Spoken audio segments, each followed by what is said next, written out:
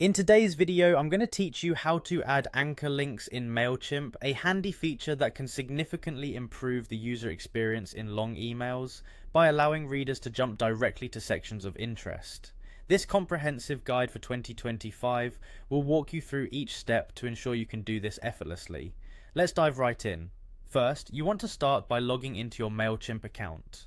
Once you're in, navigate to the Campaigns menu on the main dashboard and then select All Campaigns from the drop-down. This will show you a list of all your existing email campaigns. Now find the campaign you want to add anchor links to and click the Edit button beside its name to open it.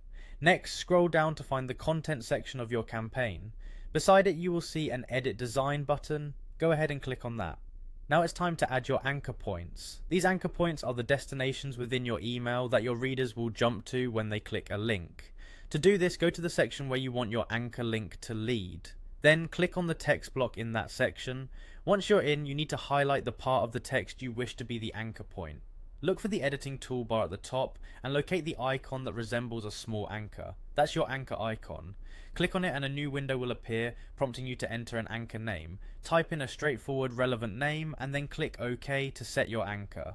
Now it's time to create the actual link that will take your readers to this anchor point. First, highlight the text you want to turn into a clickable link, potentially something like read more or jump to section. In the toolbar you will find an icon that resembles a chain. That's the link icon. Click on it, and in the pop-up modal that appears, use the Link to drop-down menu to select Anchor. Once you've done that, you'll see another drop-down menu labelled Select an Anchor to Link to. Click it and choose the anchor you previously created from the list. After making your selection, go ahead and click Insert to finalise your link. When you're satisfied with your anchor link, click Save and Close to exit the editing window. It's always a good idea to give your email a quick test to ensure everything is working smoothly.